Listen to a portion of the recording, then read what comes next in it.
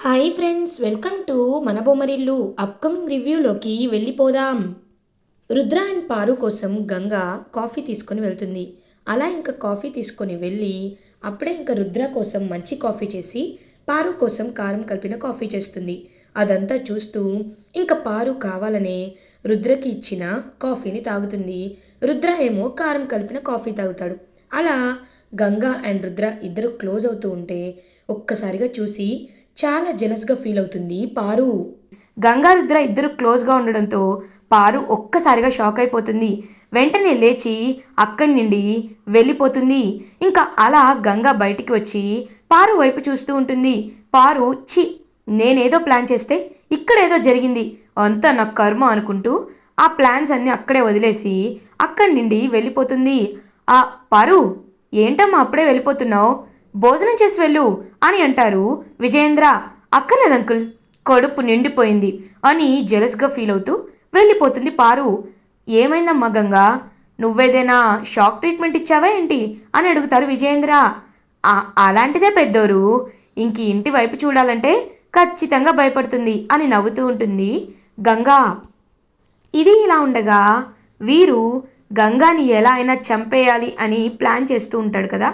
ఇషిక వీరు దగ్గరికి వచ్చి, బ్రో ఏంటి, మొన్నేదో గంగని ఏకంగా పైకే పంపించేస్తానని ప్లాన్ వేశానని చెప్పావు, మరి ఆ ప్లాన్ ఎక్కడి వరకు వచ్చింది, ప్రోగ్రెస్ ఎంత అయింది అని అడుగుతుంది ఇషిక. ఇలాంటి విషయాల్లో ప్లాన్ చేసి ఎగ్జిక్యూట్ చేస్తుంటే కుదరటం లేదు ఇషిక, అందుకే డైరెక్ట్ అటాక్ చేయాలని గట్టిగా ఫిక్స్ అవుతున్నాను అని అంటారు. డైరెక్ట్ అటాక్ చేస్తే రుద్రబాబు గారికి దొరికిపోతావేమో, గుర్తుపెట్టుకో అని అంటారు. అదే దొరకకుండా చేయాలనుకుంటున్నాను. ఇంకా సేపట్లో గంగా రుద్ర ఇద్దరు కలిసి బాక్సింగ్ అకాడమీకి బయలుదేరుతారు.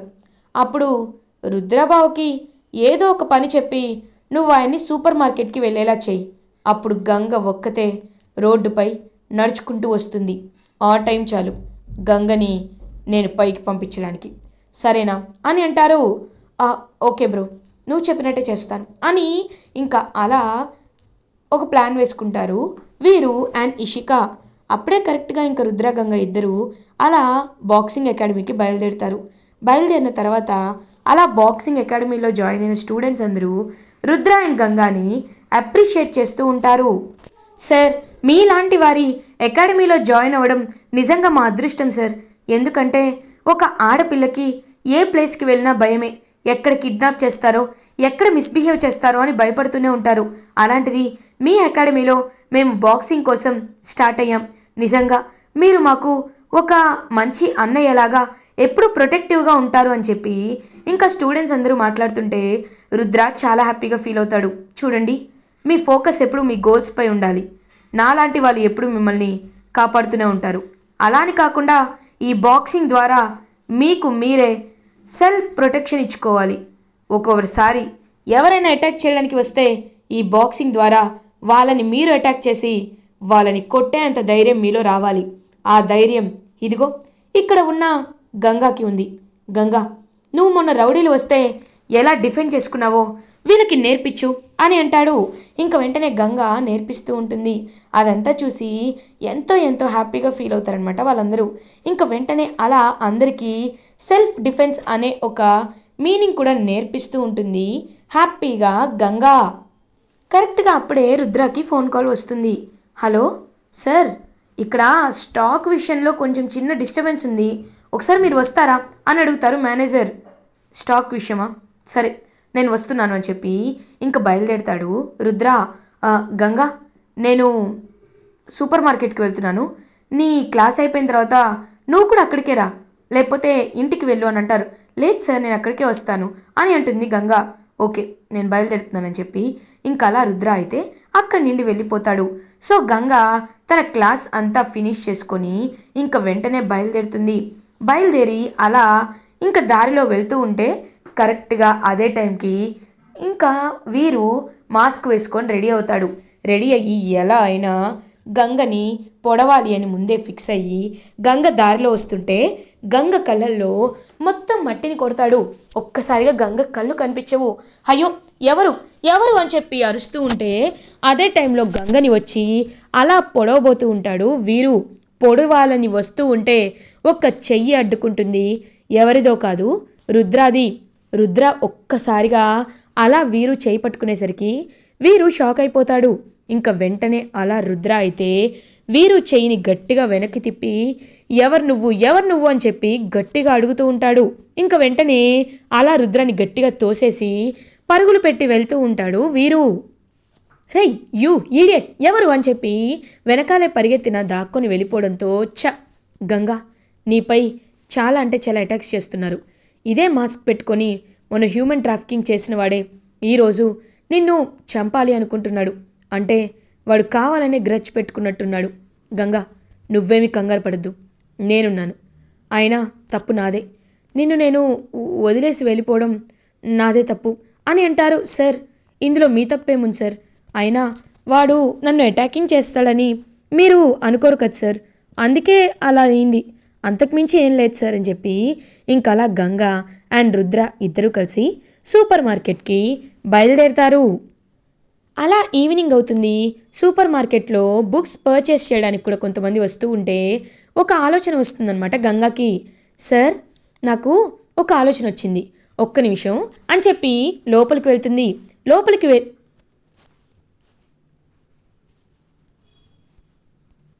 ఇంకా అలా టీ తీసుకొస్తుందనమాట. గంగా, గంగా ఏం చేస్తున్నావు అని అడుగుతారు. సార్, ఇది నేనే తయారు చేసిన ఇలాచీ టీ. బుక్స్ చదువుతూ ఉంటారు కదా బుక్ స్టోర్లో, మరి వాళ్ళకి కాస్త అప్పుడప్పుడు రిలాక్సింగ్గా ఉండాలి అంటే ఈ టీ తాగితే యాక్టివ్గా అవుతారు. కావాలంటే టెస్ట్ చేస్తాం, ఇక్కడ ఒక్కసారి టెస్ట్ చేస్తాను అని చెప్పి ఇంకొకరి దగ్గరికి వస్తుంది. ఆయన బుక్ చదువుతూ ఉంటాడు. సార్, టీ కావాలా అని అడుగుతుంది. ఇవ్వమ్మా అని తీసుకుంటారు. ఇంకా టీ ఎంత అంటే 10 రూపీస్ అంటుంది. సో అలా అక్కడ ఉన్న బుక్ స్టోర్లో ఉన్న వాళ్ళందరికీ టీ ఇస్తుంది. అదంతా చూస్తూ ఉంటాడనమాట రుద్ర. అయితే వెంటనే ఇంకా అలా ఫ్యామిలీ మెంబర్స్ మొత్తం షాక్లో ఉంటారు. చూసారా సార్, బుక్ స్టోర్లో పక్కనే టీ స్టాలో కేఫో పెడితే ఖచ్చితంగా మనకి సేల్స్ పెరుగుతాయి సార్. అది మాత్రమే కాదు, వాళ్ళకి రీఫ్రెషింగ్గా ఉంటుంది. వాళ్ళు తినడానికి స్నాక్స్ కానీ కేక్స్ కానీ ఇలాంటివి కూడా పెడితే బాగుంటుంది సార్. ఎందుకంటే సూపర్ మార్కెట్కి వచ్చేవాళ్ళు అలా బయటికి వెళ్ళినప్పుడు పిల్లలకి నచ్చే కేక్ ఐటమ్స్ కూడా తీసుకునే అవకాశం ఉంటుంది కదా సార్ అని అంటుంది గంగా. ఇంకా రుద్రకి చాలా హ్యాపీగా అనిపిస్తుంది. గుడ్ గంగా, నేను నీ గురించి ఏదో అనుకున్నాను, but you are the out of box. Really I'm appreciating your innovative skills. నీ స్కిల్స్ అనేవి చాలా అంటే చాలా మార్వెలస్గా ఉన్నాయని చెప్పి హ్యాపీగా పొగుడుతూ ఉంటాడు. అదంతా విని గంగ చాలా హ్యాపీగా ఫీల్ అవుతుంది. అయితే నువ్వు సీఈఓ అవుతావు కదా అని అంటారు. సార్, సీఈఓ ఏంటి అని అంటుంది. అంటే ఇప్పుడు ఈ భాను మార్ట్స్, రుద్ర మార్ట్స్కి నేను ఎలా ఇప్పుడు ఎండీగా ఉంటున్నాను, అలా నువ్వు పెట్టుకునే బేకరీకి నువ్వు ఎండీగా ఉంటావు, వచ్చే డబ్బులన్నీ నీకే అని అంటారు. సార్, నాకు ఆ డబ్బులేమీ వద్దు సార్, పెట్టుబడి ఎలాగో మీరు ఇస్తారు, వాటిపై వచ్చిన లాభాలు మాత్రం అనాథ శరణాలయంలో పిల్లలు ఉంటారు కదా వాళ్ళకి ఇద్దాం సార్ అని అంటుంది. ఇంకా చాలా హ్యాపీగా ఫీల్ అవుతాడనమాట రుద్ర. నిజంగా ఐ లైక్ యూ గంగా అని షోల్డర్పై ప్యాట్ చేసి వెళ్తాడు. పాపం చాలా హ్యాపీగా ఫీల్ అవుతుంది. ఇదే ఐడియాని విజయేంద్రకి చెప్తే నిజంగా ఇది చాలా అంటే చాలా మంచి ఐడియా. ఇలాంటి ఐడియా రావడం నాకు ఎంతో హ్యాపీగా ఉంది. అయితే మనం ఒక కెఫేని స్టార్ట్ చేద్దాం. ఆ కెఫే ద్వారా మనం ఎంతో ప్రాఫిట్స్ని పొందొచ్చు. అది కాకుండా మనం అనుకున్నది చేయొచ్చు, కస్టమర్ బేస్ కూడా పెరుగుతుంది అని సూపర్ మార్కెట్ పక్కనే ఒక చిన్న బేకరీ లాంటిది, అంటే tea, coffee, samosa, cool drinks అవన్నీ ఉంటాయన్నమాట. సో అలా సేల్స్ అనేవి వాళ్ళకి పెరుగుతూ ఉండడంతో మళ్ళీ రుద్ర వాళ్ళ మార్ట్ అనేది ఫైర్ యాక్సిడెంట్ నుండి రికవరీ అవుతూ హ్యాపీగా ప్రాఫిట్స్ని ఎర్న్ చేస్తూ ఉంటారు. అదంతా ఇంకా వచ్చిన కొంచెం ప్రాఫిట్స్లో ఆ కేఫ్ నుండి వచ్చిన ప్రాఫిట్స్ అన్నిటినీ అనాథ శరణాలయానికి రుద్ర అండ్ గంగా తీసుకువెళ్ళి అక్కడ ఫ్రీగా బిస్కెట్స్ అండ్ కేక్స్ అనేవి పిల్లలకి పంచుతూ ఉంటారు. అదంతా చూస్తూ వీరు, ఇషిక మాత్రం చాలా జలస్గా ఫీల్ అయ్యి వీళ్ళని ఏమీ చేయలేకపోతున్నామని కోపంతో రగిలిపోతూ ఉంటారు. ఇది ఇలా ఉండగా మార్నింగ్ అవుతుంది. పారు ఒక ప్లాన్ ప్రకారం రుద్రకి కాల్ చేసి, హలో రుద్ర, బాక్సింగ్ అకాడమీకి సంబంధించిన గ్రౌండ్స్ని ఒకసారి చెక్ చేయడానికి నేను నిన్ను ఒక ప్లేస్కి రమ్మని చెప్తున్నాను, రావచ్చు కదా అని అడుగుతుంది. లేదు పారు, నేను రాలేను, నాకు చాలా వర్క్స్ ఉన్నాయి అని అంటారు. అయ్యో, ఒక హాఫ్ అన్ అవరే, ఎక్కువ కాదు అని చెప్పి ఇంకా శకుంతలతో కూడా కాల్ చేసి చెప్పించేసరికి రుద్ర తప్పని పరిస్థితుల్లో పారు పిలిచిన ఒక హోటల్కి వెళ్తాడు. ఇప్పుడు పెద్ద పెద్ద బిజినెస్ క్లయింట్స్ అనేవాళ్ళు వస్తున్నారు, వాళ్ళతో నువ్వు డీల్ చేస్తేనే బాగుంటుంది అని కావాలనే హోటల్ రూమ్కి తీసుకువెళ్తుంది పారు రుద్రాని. ఇంకొక జ్యూస్ తీసుకొని ఇందులో నేను ఒక పౌడర్ కలుపుతాను, ఇప్పుడు నువ్వు మత్తులోకి వెళ్తావు, అప్పుడు నేను నిన్ను ఖచ్చితంగా ట్రాప్ చేసి మన ఇద్దరం క్లోజ్ అయ్యామని అందరినీ నమ్మిస్తాను అని పారు అలా ఒక పౌడర్ని జ్యూస్లో కలిపి రుద్రకి ఇవ్వడానికి ట్రై చేస్తుంది. కరెక్ట్గా అప్పుడే ఇదేంటి రుద్ర సార్ ఈ టైంకి మార్కెట్ నుండి వచ్చేస్తారు కదా, సూపర్ మార్కెట్ నుండి, ఇంకా రాలేదేంటి అని వెయిట్ చేస్తూ ఉంటే అప్పుడే తెలుస్తుంది. ఇంకా అలా పారు హోటల్కి పిలిచింది అని తెలుసుకుంటే ఒక్కసారిగా షాక్లో ఉండిపోతారనమాట. గంగా లేదు, తనేదో కావాలనేదంతా చేస్తుంది, ఖచ్చితంగా వెళ్ళి తెలుసుకోవాలి, వెంటనే సార్ని ట్రాప్లో ఉండి బయట పడేయాలి అని ఇంకా అలా గంగా వంశీతో కలిసి అదే హోటల్కి వెళ్తుంది. కరెక్ట్గా రుద్ర జ్యూస్ తాగేలోపు గంగా డోర్ నాక్ చేస్తూ ఉంటుంది. ఇంకా వెంటనే అలా రుద్ర వెళ్ళి డోర్ ఓపెన్ చేస్తాడు. ఈ టైంలో ఎవరు అని ఇరిటేటింగ్గా ఫీల్ అవుతుంది పారు. అదే టైంకి గంగా వచ్చి సార్ సార్ ఏం చేస్తున్నారు సార్ అని అడుగుతుంది. గంగా, నువ్వేంటి ఇక్కడ అని అడుగుతారు. సార్ ఈ జ్యూస్లో ఏదో ఉంది సార్, కావాలని తను మిమ్మల్ని ఇక్కడికి పిలుచుకొచ్చింది సార్ అని అంటారు. లేదు, నువ్వు ఏదో మిస్టేక్గా తీసుకుంటున్నావు, మేం బిజినెస్ క్లయింట్స్తో మాట్లాడడానికే ఇలా వచ్చామని చెప్పి ఇంకా చెప్పేసరికి లేదు సార్, ఈ జ్యూస్లో ఏదో కలిపింది, కావాలంటే పారునే తాగమని చెప్పండి అని అనేసరికి పారు ఒక్కసారిగా షాక్ అయిపోతుంది. "ఆ, నేనా నేనెందుకు తాగుతాను అని అంటుంది. ఏ, ఆయనకిచ్చిన జ్యూస్ నువ్వు తాగకపోతే ఏమైంది? ఇంకా బలవంతంగా పారుకి తాగిస్తుంది గంగా. పారు ఏమో అది తాగి కళ్ళు తిరిగి పడిపోతుంది. అప్పుడు అర్థమవుతుంది రుద్రకి, Ganga thank you so much, ఒకవేళ నువ్వు నన్ను ఆపి ఉండకపోతే, నువ్వు నాకు చెప్పుండకపోతే నేను కొంచెం కూడా ఈ విషయాలు ఏమీ ఆలోచించకుండా చాలా పెద్ద తప్పులో ఇరుక్కుపోయేవాడిని. నిజంగా నీకు ఎంత థ్యాంక్స్ చెప్పినా తక్కువే Ganga. I I'm very grateful to you అని అంటారు. సార్, ఏం సార్, నాకు నిజంగా చాలా హ్యాపీగా ఉంది, మీ విరువు ఆ రాక్షస్ కంట్లో పడలేదు, అచ్చాలి సార్ నాకు అని చెప్పి ఇంకలాగ రుద్రాని తీసుకొని అక్కడి నుండి వెళ్ళిపోతుంది గంగా. ఇంటికి వచ్చాక రుద్ర జరిగిందంతా చెప్తాడు. ఒక్కసారిగా అలా ఇంకా షాక్లో ఉండిపోతుంది.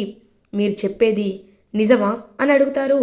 అవును, నేను చెప్పేది నిజం పెద్దమ్మ, లేకపోతే తను ఎందుకు వెంటనే కళ్ళు తిరిగి పడిపోతుంది? ఇదంతా తను కావాలనే చేసింది పెద్దమ్మ అని అంటారు. అదంతా విని చాలా అంటే చాలా ఇరిటేటింగ్గా ఫీల్ అవుతుందన్నమాట శకుంతల. ఇంకలా శకుంతల గంగా దగ్గరికి వచ్చి, నువ్వు 2 సార్లు ఈ ఇంటి పరువుని కాపాడావు, నీకు ఎంత థ్యాంక్స్ చెప్పినా తక్కువే గంగా అని శకుంతల గంగాని హక్ చేసుకుంటుంది. అలా పారు నిజస్వరూపం తెలుసుకొని శకుంతల గంగాని అర్థం చేసుకునేసరికి విజయేంద్ర, రుద్ర అందరూ ఎంతో హ్యాపీగా ఫీల్ అవుతారు. ఇలా ఎపిసోడ్ ఎండ్ అవుతుంది. ఫర్దర్ ఎపిసోడ్ రివ్యూస్ ముందుగా మీకు కావాలి అనుకుంటే మా ఛానల్ని సబ్స్క్రైబ్ చేసుకోండి. Thanks for watching.